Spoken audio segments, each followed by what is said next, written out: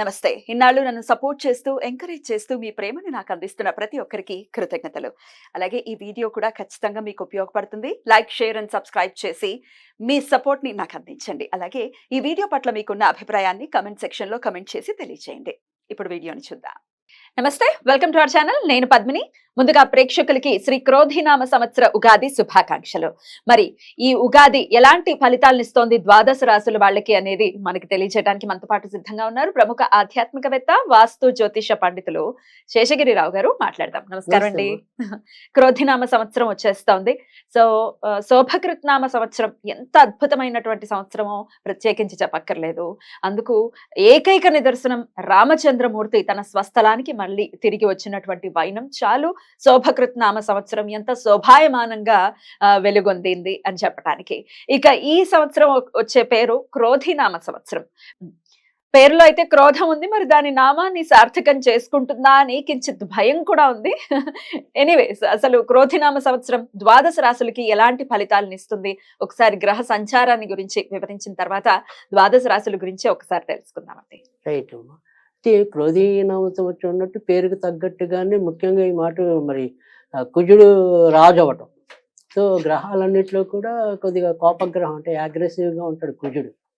So అందుకని మేష వృశ్చిక రాశిలో జన్మించిన వాళ్ళకి సాధారణంగా షార్ట్ టెంపర్ ఉంటుంది ఎంతో కొంత. సో అలాంటి క్రోధీనామ సంవత్సరం, క్రోధీనామ సంవత్సరానికి రాజే కుజుడయ్యాడు. సో కుజుడయ్యాడంటే ఖచ్చితంగా మనం ఎవరికి చెప్పినా అదే చెప్తున్నాం. ఈ సంవత్సరం అంతా కూడా కొద్దిగా మనుషులు కోపతాపాలను అదుపులో పెట్టుకోకపోతే క్షణికావేశంలో ఏవో రకమైన తప్పులు చేసే ఇబ్బందులు అయితే ఉంటాయి అనే చెప్తున్నాం. దానికి అందులో ఈసారి మరి ఈ నవవిధ నాయకులు ఎవరైతే ఉంటారో వాళ్ళు కూడా మొత్తం ఎక్కువ చెడు గ్రహాలే వచ్చాయి. అంటే శనికి ఆధిపత్యాలు ఎక్కువ వచ్చాయి, కుజుడికి ఆధిపత్యాలు ఎక్కువ వచ్చాయి. సో బేసిక్గా ఈ రెండు పాపగ్రహాలు.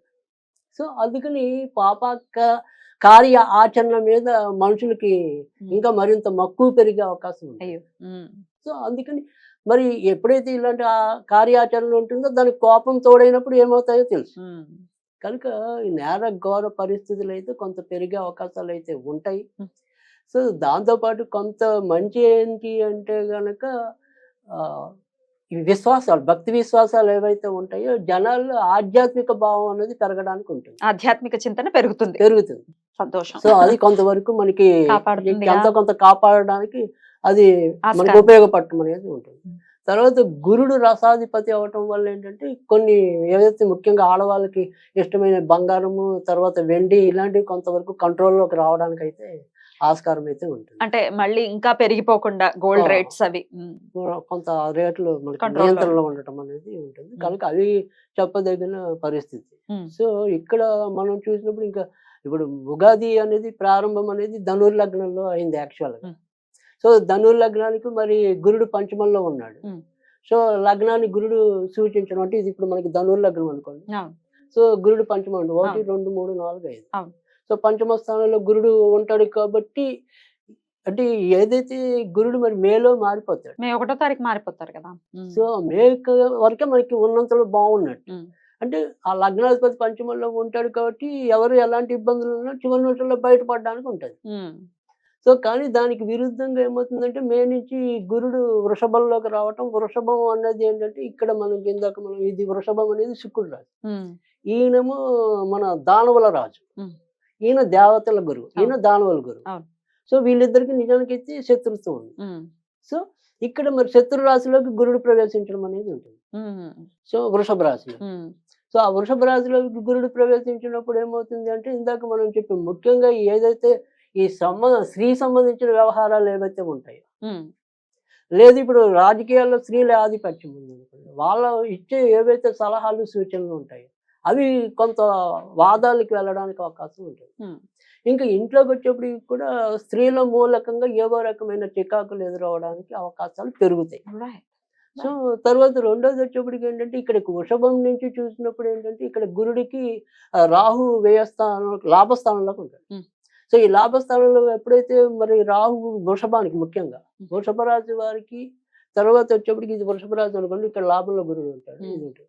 తర్వాత ఇప్పుడు కొత్తగా పుట్టే వాళ్ళ గురించి చెప్తున్నాను. సో వృషభ రాశిలో ఎవరైతే జన్మిస్తారో వాళ్ళు కంపల్సరీ సర్పదోషం ఉంటుంది. సర్పదోషం ఉంటుంది. లాభంలో రాహు ఉన్నా సర్పదోషం ఉంటుంది. అందుకే ముఖ్యంగా రాహు లాభంలో ఉన్నప్పుడు ఇక్కడేమో కేతు పంచమంలో ఉంటారు. పంచమంలో ఉంటారు. అవును. సో ఇది సంతాన స్థానం అవుతుంది, అదేమో లాభస్థానం. సో ఖచ్చితంగా లాభాలు ఎవరైతే ముఖ్యంగా ఈ వృషభ రాశి వాళ్ళకి గట్టి ప్రయత్నాలు ఏవైతే ఉంటాయో అవి దగ్గర వచ్చి పోతాయి. ఇక్కడ ఈ బుద్ధి అనేది వాళ్ళకి సరిగ్గా ఉపయోగపడదు. సో ఆ నిర్ణయాలు తీసుకోవడంలో ఇబ్బందులు ఎక్కువ వృషభ రాశి వాళ్ళు పొందడానికి అవకాశం ఉంటుంది. తర్వాత వచ్చేప్పటికి ఇదే దోషం అనేది కర్కాటక రాశికి కూడా ఉంటుంది. కర్కాటక రాశిలో పుట్టిన వాళ్ళకి కూడా ఉంటుంది. అంటే కొత్తగా పుట్టిన పిల్లలకు కూడా నవమంలో రాహు ఉంటాడు. నవమంలో రాహు ఉంటాడు, తృతీయంలో కేతు ఉంటాడు. కాబట్టి సంబంధ బాంధవ్యాలు ఇబ్బంది పడతాయి. ఇప్పుడు పుట్టే వాళ్ళకైతే ఇలా ఉంటుంది. ఆల్రెడీ పుట్టిన వాళ్ళకి అదే గ్రహస్థితి. ఇప్పుడు ఆల్రెడీ పుట్టేసిన వాళ్ళకి కూడా అదే గ్రహస్థితి.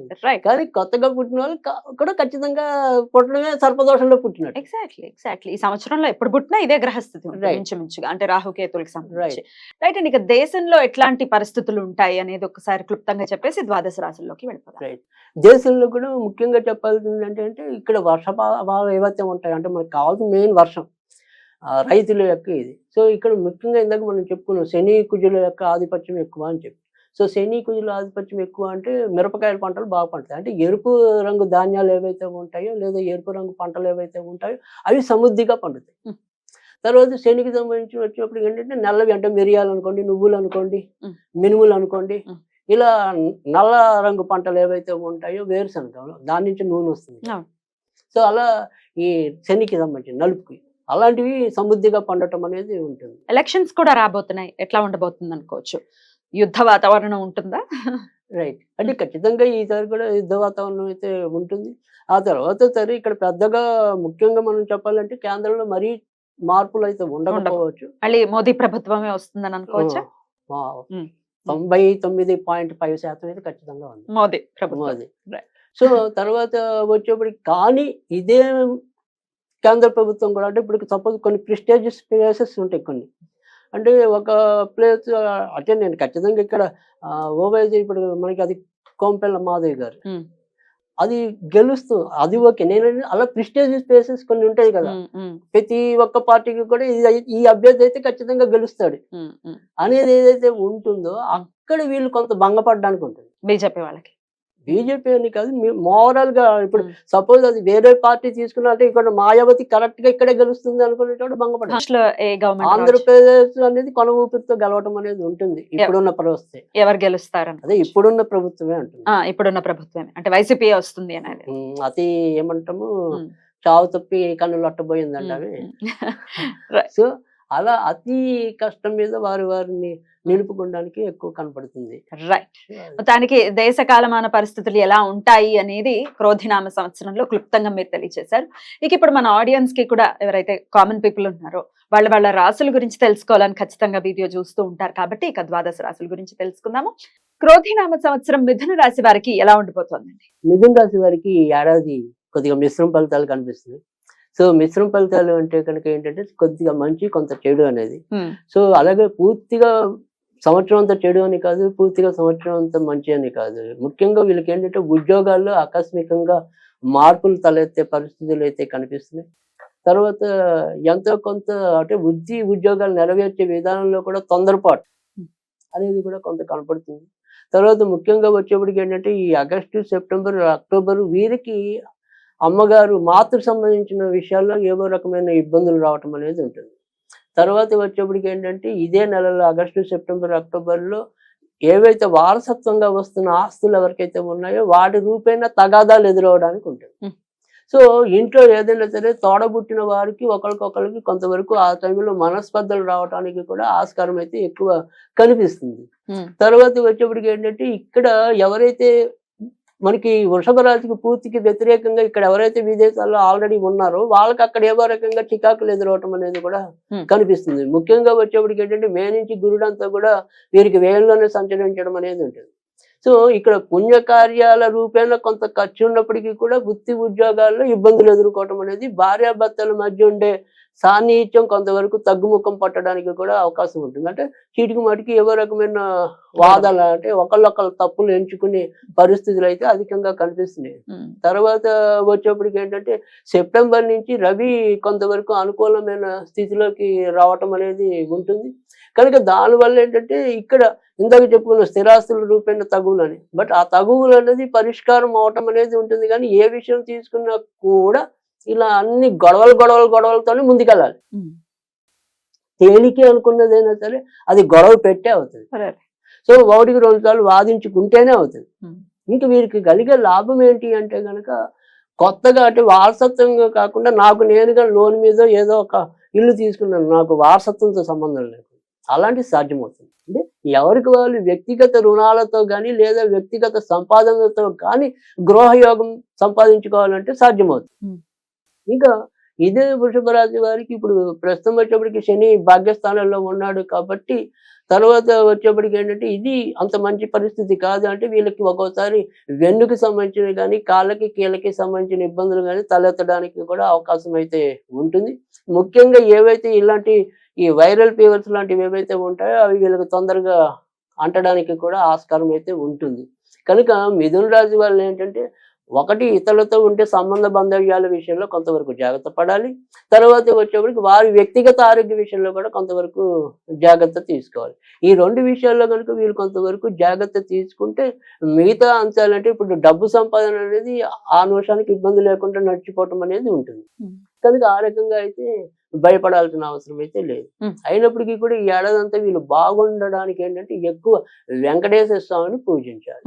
సో వెంకటేశ్వర స్వామిని ఎలా పూజించాలి అంటే కనుక వెంకటేశ్వర స్వామికి సంబంధించి వజ్రకవచం అనేది ఉంటుంది, అది నిత్యం చదువుకోవటం అనేది ఒక పద్ధతి.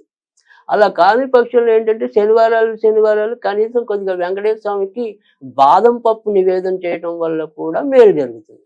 సో మిథున రాశి వాళ్ళు అయితే ఆ రకంగా జాగ్రత్త తీసుకోవాలి. ఇంకా ఎవరైనా సరే ఈ మిథున రాశిలో ఉండి కోర్టు వ్యవహారాల్లో ఉంటే కనుక ఆ కోర్టు వ్యవహారాలు పరిష్కారం అవ్వవు. వాళ్ళకి పరిష్కారం అవ్వడానికి కనీసం అక్టోబర్ పడుతుంది. సో అక్టోబర్ నుంచి కొంత పురోభివృద్ధి రావడానికి ఉంటుంది. అప్పటిదాకా మాత్రం వాయిదాలు పట్టు ఉండటం అనేది ప్రిపేర్డ్ గా ఉంటే బెటర్. రైట్. మళ్ళీ స్ట్రెస్ తీసుకోకుండా. రైట్ అండి. ఆరోగ్యం ఎలా ఉంటుంది? అదే ఇందాక చెప్పుకున్నాం మనం ఆరోగ్య విషయానికి వచ్చేటప్పుడు ఎముకలు కీళ్ళు నరాలు కనుక వాళ్ళ ఆరోగ్య ఇంతకు మనం మొదట అనుకున్నట్టుగా ఏంటంటే ఒకటి వ్యక్తిగత ఆరోగ్య విషయంలో శ్రద్ధ వహించాలి. రెండోది ఇతరులతో సంబంధ బాంధవ్యాల రూపంలో కొంతవరకు జాగ్రత్త పడాలి. ఇంకా మిగతావన్నీ కూడా ఆర్థిక విషయాల్లో అప్పటికప్పుడు ఇబ్బంది అయితే లేకుండా నడిచిపోవటం అనేది ఉంటుంది. అంటే సపోజ్ ఈ నెలలో నాకు 100 రూపాయలు తగ్గింది అనుకోండి, అప్పు తీసుకున్నాను, తర్వాత మళ్ళీ నాకు మేలు పెరిగిపోతుంది, ఈ 100 తీర్చేస్తాను. సో ఆ రకంగా ఇబ్బంది లేకుండా అంటే చేబదులు తీసుకున్నా తీర్చుకోగలుగుతారు, అవి అలాగే ఉండిపోవు. అదే. సో అందుకని దానివల్ల ఒక రకంగా అది అదృష్ట యోగం అనే చెప్పాలి.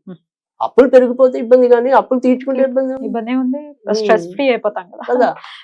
సో ఆ రకంగా మిథున రాశి వాళ్ళకి అయితే ఇబ్బంది లేదు. ప్రత్యేకించి వెంకటేశ్వర స్వామిని కొలవాలి, అలాగే వజ్ర కవచాన్ని ఈ నిత్యం కూడా ఈ సంవత్సరం మొత్తం కూడా పట్టించుకుంటూ ఈ సంవత్సరానికి కొంచెం జాగ్రత్తగా ప్లాన్ చేయాలి అని చెప్తూ ఉన్నారు, సూచనలు అయితే అందిస్తున్నారు. కాబట్టి మరి ఆ విధంగా మిథున రాశి వారు ఈ క్రోధినామ సంవత్సరాన్ని చాలా చక్కగా డీల్ చేయాలని మనవి చేస్తూ రైట్ అండి. ఇక నెక్స్ట్ ఎపిసోడ్ లో కర్కాటక రాశి గురించి మాట్లాడుకుందాం. Thank you so very much sir. నమస్తే.